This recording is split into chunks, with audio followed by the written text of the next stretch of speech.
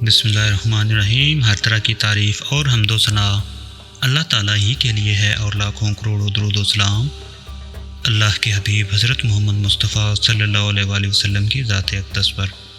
السلام علیکم معزز ناظرین، سیرت النبی پارٹ 39۔ اس کے بعد حضرت جعفر رضی اللہ عنہ نے کہا، اللہ کے رسول نے ہمیں نماز کا حکم دیا ہے اور زکوٰۃ ادا کرنے کا حکم دیا ہے۔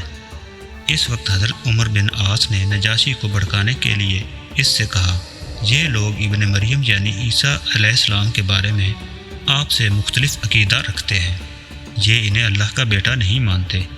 اس پر نجاشی نے پوچھا، تم لوگ عیسیٰ ابن مریم اور مریم علیہ السلام کے بارے میں کیا عقیدہ رکھتے ہو؟ حضرت جعفر رضی اللہ عنہ نے کہا، ان کے بارے میں ہم وہی کہتے ہیں جو اللہ تعالیٰ فرماتا ہے، یعنی کہ وہ روح اللہ اور کلمۃ اللہ ہے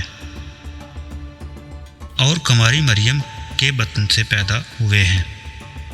پھر حضرت جعفر رضی اللہ عنہ نے بادشاہ کے دربار میں یہ تقریر کی، اے بادشاہ، ہم ایک گمراہ قوم تھے، پتھروں کو پوجتے تھے، مردار جانوروں کا گوشت کھاتے تھے، بے حیائی کے کام کرتے تھے، رشتہ داروں کی حقوق غصب کرتے تھے، پڑوسیوں کے ساتھ برا سلوک کرتے تھے، ہمارا ہر طاقتور آدمی کمزور کو دبا لیتا تھا، یہ تھی ہماری حالت۔ پھر اللہ تعالیٰ نے ہم میں اسی طرح ایک رسول بھیجا جیسا کہ ہم سے پہلے لوگوں میں رسول بھیجے جاتے رہے ہیں، یہ رسول ہم ہی میں سے ہیں۔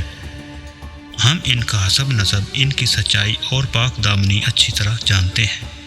انہوں نے ہمیں اللہ تعالیٰ کی طرف بلایا کہ ہم اسے ایک جانیں، اس کی عبادت کریں، اور یہ کہ اللہ کے سوا جن پتھروں اور بتوں کو ہمارے باپ دادا پوجتے چلے آئے ہیں ہم انہیں چھوڑ دیں۔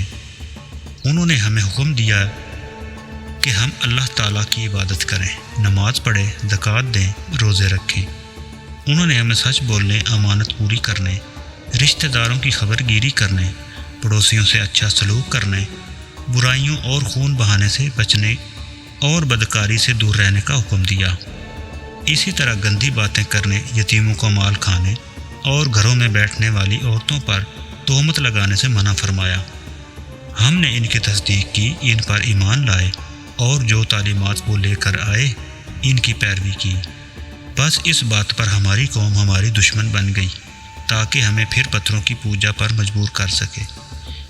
ان لوگوں نے ہم پر بڑے بڑے ظلم کیے، نئے سے نئے ظلم ڈھائے، ہمیں ہر طرح تنگ کیا۔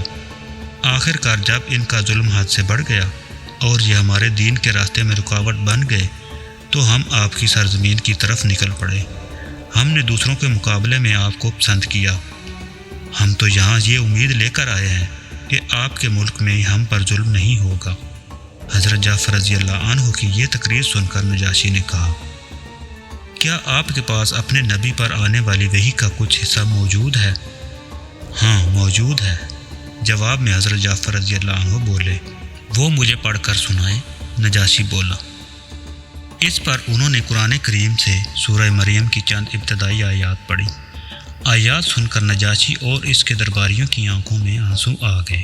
نجاشی بولا، ہمیں کچھ اور آیات سناؤ۔ اس پر حضرت جعفر رضی اللہ عنہ نے کچھ اور آیات سنائیں۔ تب نجاشی نے کہا، اللہ کی قسم، یہ تو وہی کلام ہے جو حضرت عیسیٰ علیہ السلام لے کر آئے تھے۔ خدا کی قسم، میں ان لوگوں کو تمہارے حوالے ہرگز نہیں کر سکتا۔ اسی طرح قریشی وفد ناکام لوٹا۔ دوسری طرف مکہ کے مسلمان اسی طرح گھاٹی شیب ابی طالب میں مقیم تھے۔ وہ اس میں 3 سال تک رہے۔ یہ 3 سال بہت مصیبتوں کے سال تھے۔ اسی گھاٹی میں حضرت عبداللہ ابن عباس پیدا ہوئے۔ یہ حالت دیکھ کر کچھ نرم دل لوگ بھی غمگین ہوئے تھے۔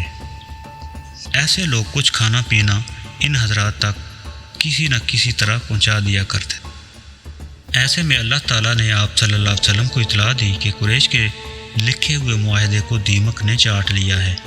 معاہدے کے الفاظ میں سوائے اللہ کے نام کے اور کچھ باقی نہیں بچا۔ حضرت صلی اللہ علیہ وسلم نے یہ بات ابو طالب کو بتائی۔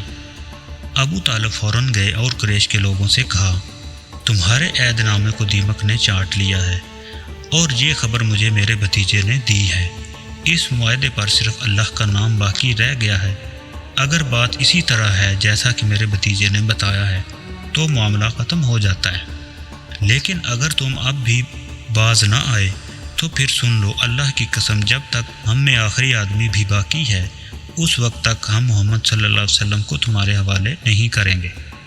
یہ سن کر قریش نے کہا، ہمیں تمہاری بات منظور ہے، ہم معاہدے کو دیکھ لیتے ہیں۔ انہوں نے معاہدہ منگوایا، اس کو واقعی دیمت چاٹ چکی تھی، صرف اللہ کا نام باقی تھا۔ اس طرح مشرک اس معاہدے سے باز آ گئے۔ یہ معاہدہ جس شخص نے لکھا تھا اس کا ہاتھ چھل ہو گیا تھا۔ معاہدہ کا یہ حال دیکھنے کے بعد قریشی لوگ شیب ابی طالب پہنچے۔ انہوں نے نبی کریم صلی اللہ علیہ وسلم اور آپ کے ساتھیوں سے کہا، آپ اپنے اپنے گھروں میں آ جائیں، وہ معاہدہ اب ختم ہو گیا ہے۔ اسی طرح 3 سال بعد نبی کریم صلی اللہ علیہ وسلم اور آپ کے ساتھی اپنے گھروں کو لوٹ آئے اور ظلم کا یہ باب بند ہوا۔ اس واقعے کے بعد نجران کا ایک وقت آپ صلی اللہ علیہ وسلم کی خدمت میں حاضر ہوا۔ یہ لوگ عیسائی تھے۔ نجران ان کی بستی کا نام تھا۔ یہ بستی یمن اور مکہ کے درمیان واقع تھی اور مکے سے قریباً 7 منزل دور تھی۔ اس وفد میں 20 آدمی تھے۔